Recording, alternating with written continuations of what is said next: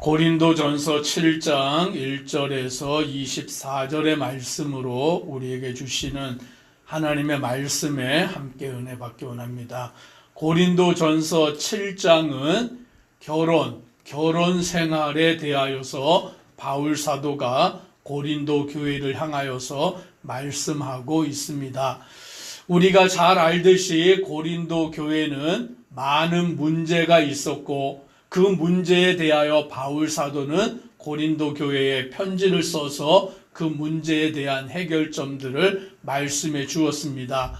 그 여러 문제 가운데 고린도 교회 안에는 성에 관련된 문제가, 즉 음행에 관련된 문제가 심각한 문제로 자리하고 있었습니다. 당시 고린도 사회에는 성적으로 무분별한 그와 같은 일들이 행하여지고 있었고, 그 일은 고린도 안에도 들어와서 심지어 고린도 안에는 그 세상에도 없는 그와 같은 음행의 일들이 벌어질 정도로 무분별하고 무질서한 성적인 문제가 있었기 때문에 바울은 결혼 생활에 대한 것을 말씀하게 된 것입니다. 그래서 오늘 1절에 보니까 너희가 쓴 문제에 대하여 말하면 남자가 여자를 가까이 아니함이 좋으나라고 말씀합니다. 즉 남자가 여자를 가까이 하지 아니하는 것이 좋다라고 바울은 먼저 말씀하고 있는 것입니다. 왜냐하면 바울은 독신자였죠. 독신자. 바울은 결혼하지 아니하고 독신으로 지내면서 하나님의 나라와 그 영광을 위하여서 복음 전파를 위하여서 헌신한 삶을 살았기 때문에 바울은 다른 사람들도 결혼하지 아니하고 독신으로 사는 것이 더 낫다라고 그와 같이 주장하는 모습을 보게 됩니다. 그러나 바울은 이렇게 또 말씀합니다. 2절 말씀을 같이 함께 읽습니다. 음행을 피하기 위하여 남자마다 자기 아내를 두고 여자마다 자기 남편을 두라. 즉 결혼에 대하여서 말씀하는데 오늘 바울은 음행을 피하기 위하여라고 전제하여 말씀하는 것입니다. 즉 사람에게는 성욕이라는 것이 있는 것이죠.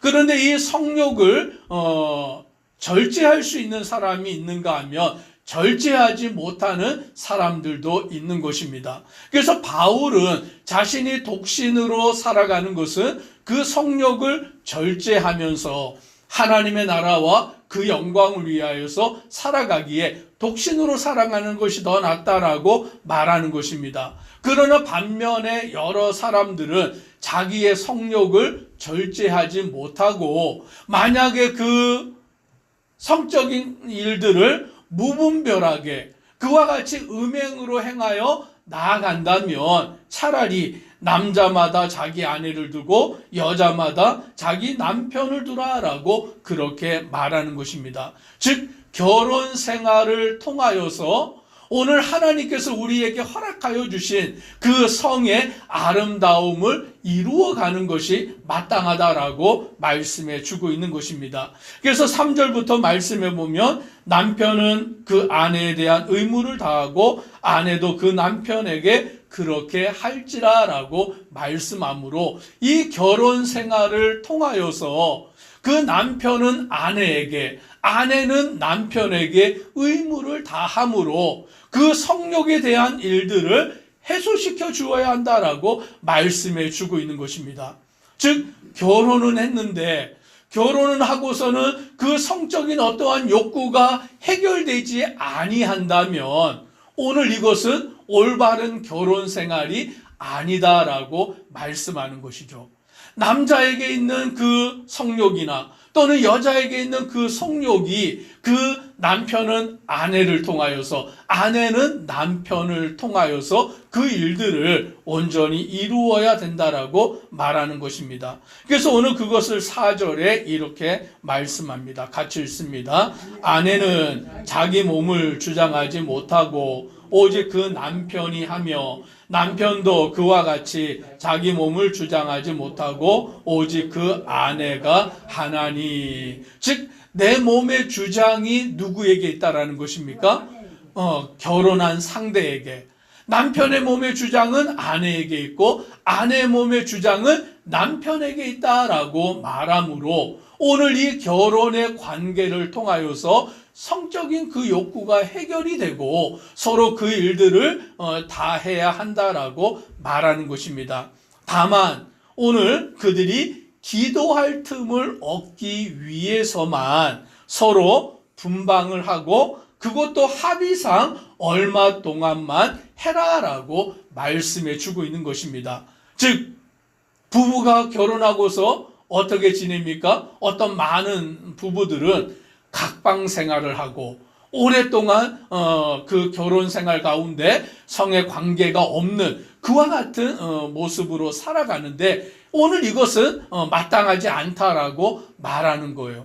부부가 결혼하면 함께 잠자리도 해야 되고 함께 그것을 할 때 그것은 자기 주장이 아니라 상대방의 그 주장으로 이루어져야 된다라고 말하면서 기도를 위하여서 만약에 서로 분방을 해도 그것은 합의하에만 이루어져야 한다라고 말씀합니다. 그러면서 5절의 하반절에 이렇게 말하기를 너희가 절제 못함으로 말미암아 사탄이 너희를 시험하지 못하게 하려 함이라라고 말씀합니다. 즉 그 말이 무엇입니까? 음행에 빠지지 않도록 오늘 사람들이 자기의 성적인 욕구를 가정 안에서 해결하지 못하며 결혼 생활에서 해결하지 못하고 만약 그것이 음행이 되어버린다면 외간 여자와 외간 남자와 그 외도하는 그와 같은 일들로 이루어지게 하면 안 된다라고 그렇게 말씀하고 있습니다. 오늘 바울은 이와 같이 말하면서도 뭐라고 말씀하느냐? 7절 같이 읽습니다. 나는 모든 사람이 나와 같기를 원하노라. 그러나 각각 하나님께 받은 자기의 은사가 있으니 이 사람은 이러하고 저 사람은 저러하니라. 즉 바울은 자기가 독신이기 때문에 모든 사람이 나와 같기를 원하지만 사람마다 각자 은사가 다르니 그 은사대로 행할 것이다 라고 말하므로 오늘 이 결혼 생활에 대하여서 고린도 교회 성도들을 향하여 말씀해 주고 있습니다.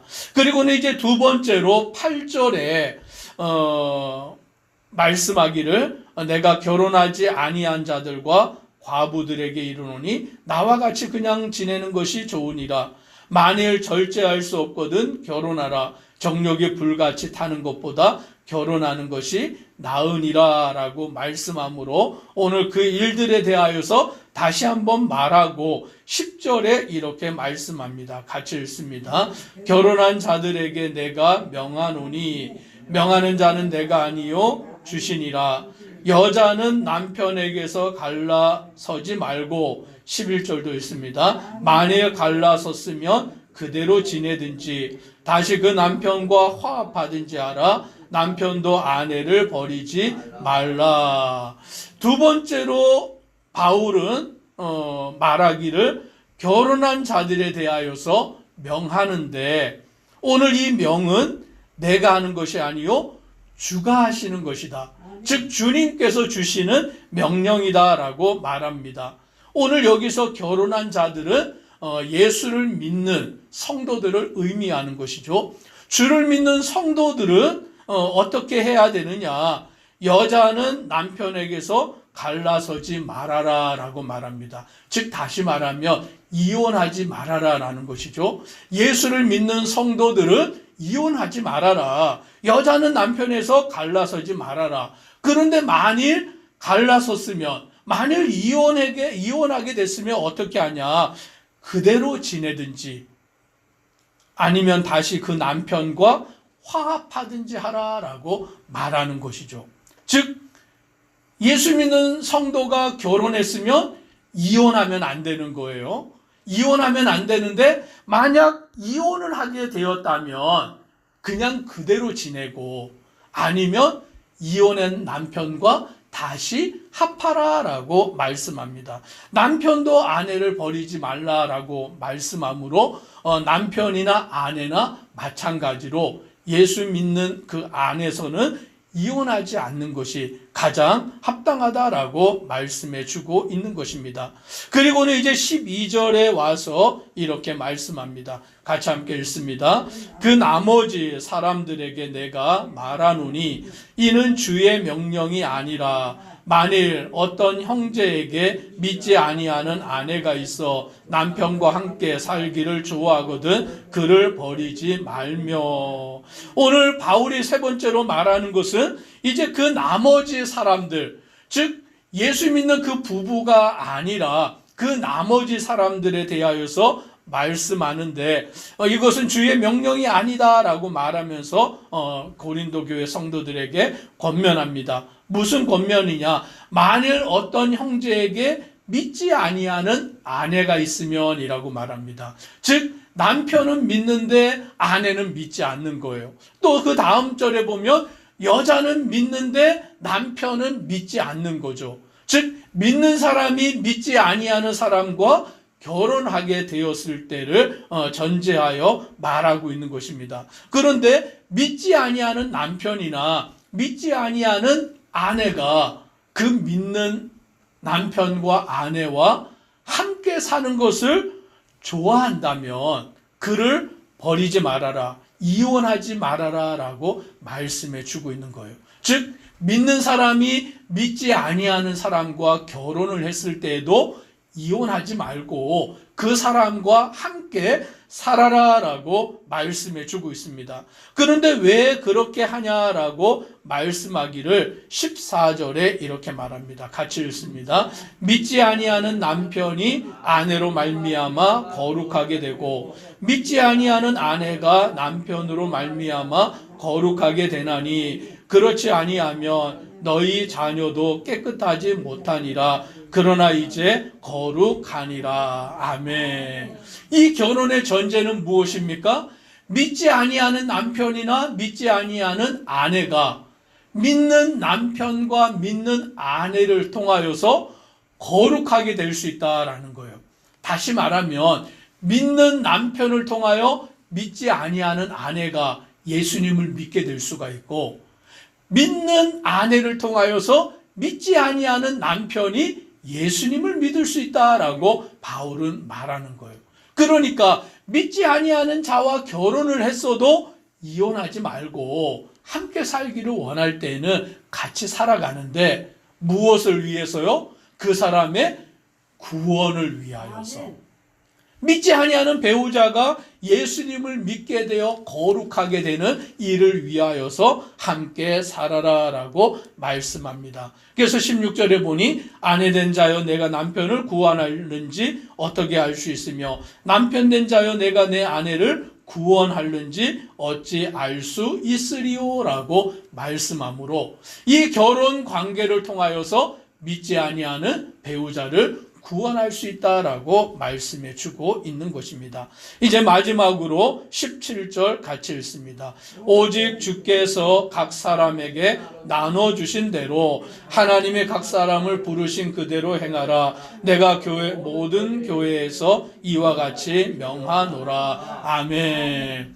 바울은 고린도 교회를 향하여서 오직 주께서 각 사람에게 나눠주신 대로 하나님의 각 사람을 부르신 그대로 행하라라고 말씀합니다. 즉 독신으로 사는 것이 은사인 사람은 즉 자기의 정욕을 다스릴 수 있고 오직 주를 위하여 살아갈 수 있는 그와 같은 은사를 받은 사람은 결혼하지 말고 독신으로 살아가고 만약에 자기의 정욕을 자기가 다스릴 수 없어서 그 음행의 죄에 빠질 수밖에 없다면 결혼을 통하여서 오늘 그와 같이 살아가라라고 말씀합니다.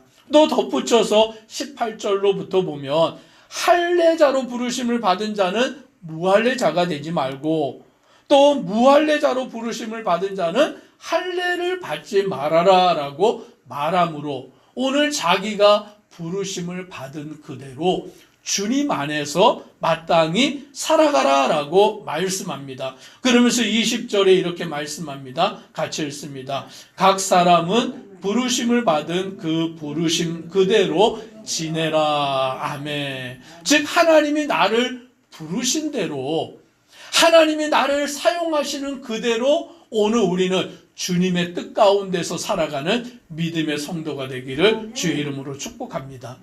결혼하여 그 일을 행하는 자는 그대로 행하고, 결혼하지 아니하고 행하는 자는 그대로 또 행하고, 할례를 받은 자로 부르심을 받은 자는 또 그대로 행하고, 무할례자로 부르심을 받은 자는 또 그대로 행하며, 종으로 부름을 받은 자는 또 그대로, 또 자유자로 부름을 받은 자는 그대로 자기의 부르심을 대로 하나님을 향하여서 나아가는 믿음의 성도가 되라라고 말씀합니다.